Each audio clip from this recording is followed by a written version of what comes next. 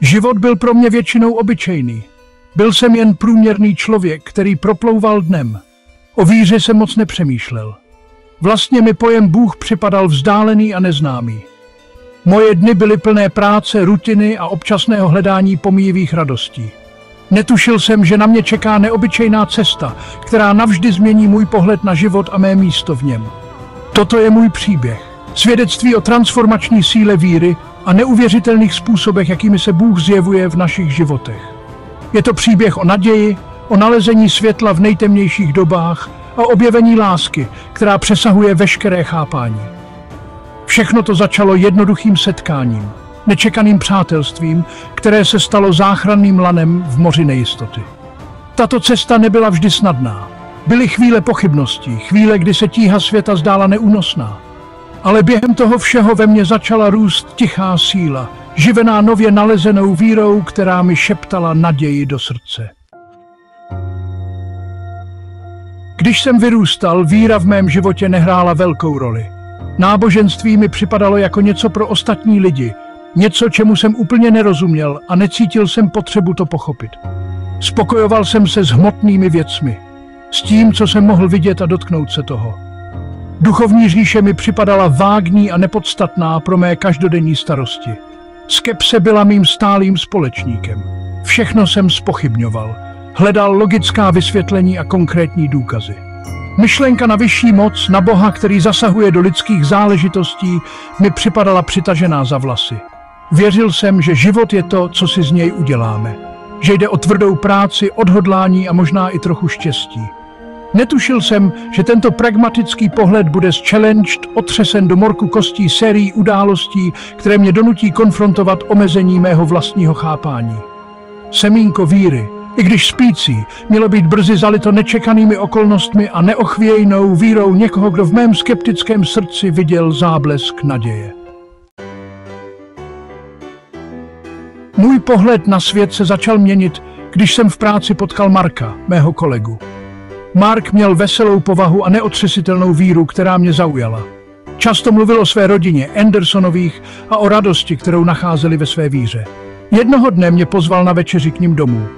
Zpočátku jsem váhal, nevěděl jsem, co mám čekat. Představoval jsem si přísné, pochmurné prostředí, plné rituálů, kterým bych nerozuměl. K mému překvapení byl dům Andersonových plný tepla a smíchu.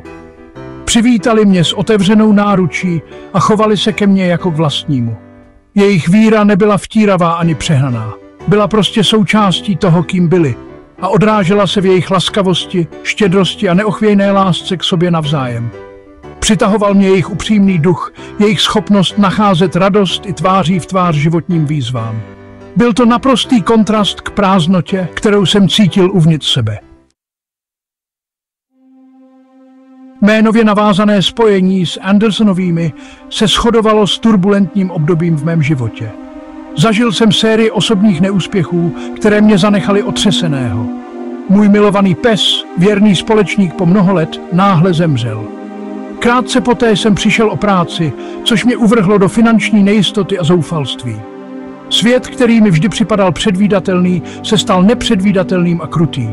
Můj pečlivě budovaný pocit kontroly se zhroutil. Vkrádaly se do mě pochybnosti a strach, které mi hrozily pohltit. Právě v této temné době jsem si uvědomil křehkost své vlastní síly. Vždycky jsem se spoléhal sám na sebe, na svou schopnost zvládat životní výzvy. Ale teď, tváří v tvář zdrcující ztrátě a nejistotě, jsem se cítil naprosto ztracený a sám. Tehdy v hloubi svého zoufalství se neochvějná víra Andersonových stala záchranným lanem, majákem naděje v blížící se tmě. Andersonovi, kteří vycítili mé trápení, se mi nabídli s neochvějnou podporou. Nenabízeli fráze ani plané sliby. Místo toho nabídli něco mnohem silnějšího. Svou přítomnost, svou lásku a svou neochvějnou víru v Boha, který viděl mou bolest. Pozvali mě k sobě domů, nabídli mi tlé jídlo a naslouchající ucho. Sdíleli příběhy o svém vlastním strádání, o chvílích, kdy byla jejich víra vystavena zkoušce, ale nikdy zlomena. Nevyhýbali se mým pochybnostem, mému hněvu, mému zmatku. Trpělivě naslouchali a nabízeli slova útěchy a povzbuzení. Jejich dcera Sara mi darovala opotřebovaný výtisk evangelií. Jen to čti, řekla tiše, a uvidíš, jestli to promluví k tvému srdci. Jejich neochvějná víra, jejich schopnost lásky a soucitu tváří v tvář mé skepsy ve mně zasela semínko zvědavosti. Mohlo by na této víře být něco víc, než jsem si uvědomoval? Zpočátku jsem se zdráhal evangelia číst. Přistupoval jsem k nim se svou obvyklou skepsí, moje mysl hledala logická vysvětlení a historický kontext. Ale jak jsem se nořil hlouběji do Ježíšových slov, cítil jsem v sobě zvláštní chvění. Jeho učení, naplněná soucitem, odpuštěním a radikální láskou, ve mně rezonovala způsobem, který jsem nedokázal vysvětlit. Poprvé jsem začal chápat pojem milosti, lásky, která přesahuje lidské chápání. Příběhy o uzdravení, o naději, o vykoupení zažehly ve mně jiskru něčeho nového. Začal jsem se modlit, zpočátku nesměle, nejistě ke komu se modlím a jestli mě někdo poslouchá. Vyléval jsem svůj zármutek, své pochybnosti, své obavy, svou touhu po něčem víc. Nešlo o to najít snadné odpovědi nebo rychlá řešení. Šlo o to uznat přítomnost větší než jsem já sám, zdroj síly a útěchy, který jsem do té doby neznal. Jednoho dne, když jsem byl v obchodě se starožitnostmi, mi padla do oka zvláštní věc. Byla to malá, mistrovsky vyřezávaná dřevěná socha Ježíše. Jeho výraz byl klidný a soucitný, paže měl rozpřažené v gestu obětí. Nedokázal jsem si vysvětlit, co mě k té plastice táhne. Bylo to, jako by mě volala, lákala blíž. Koupil jsem ji bez váhání, přitahován její tichou krásou a pocitem klidu, který z ní vyzařoval. Později večer, když jsem držel sošku v rukou, mě zaplavila vlna emocí. Slzy mi stékaly po tváři, když jsem si uvědomil význam tohoto zdánlivě náhodného nálezu. Pro mě to bylo znamení, hmatatelná připomínka Boží přítomnosti v mém životě, a to i uprostřed mých pochybností a bolesti.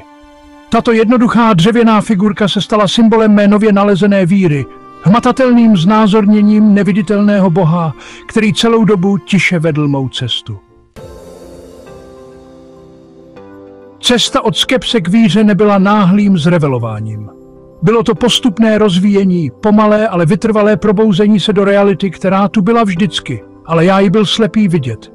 Neochvějná víra Andersonových, slova evangelií, nečekané znamení dřevěné sošky, to vše se spojilo a vytvořilo základ víry, který jsem už nemohl popřít. Nešlo o slepou víru ani o potlačování svých pochybností.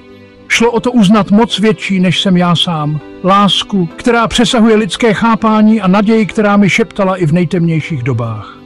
Víra se stala mou kotvou v bouři, mým kompasem v divočině. Nevymazala mé problémy ani nezmizela mou bolest jako mávnutím kouzelného proutku. Ale dala mi nový pohled na věc, sílu čelit svým výzvám s odvahou a grácií.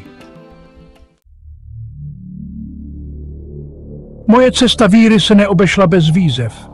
Byly chvíle pochybností, kdy jsem zpochybňoval všechno, kdy mi bolest z minulosti hrozila, že mě stáhne pod hladinu.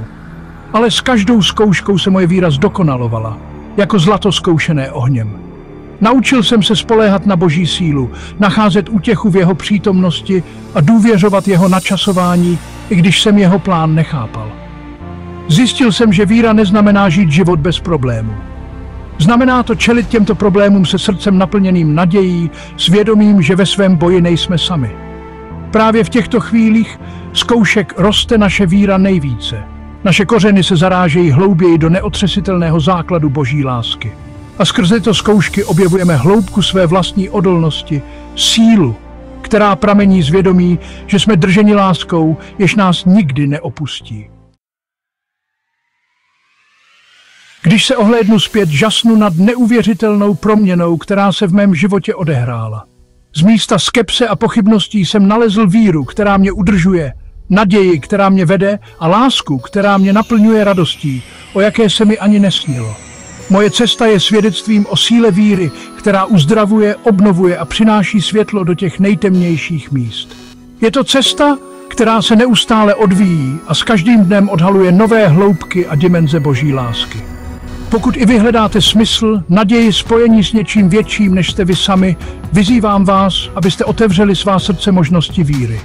Je to cesta, která začíná jediným krokem, ochotou uvěřit. A když se na tuto cestu vydáte, vězte, že nejste sami. Bůh čeká s otevřenou náručí, aby vás přivítal doma.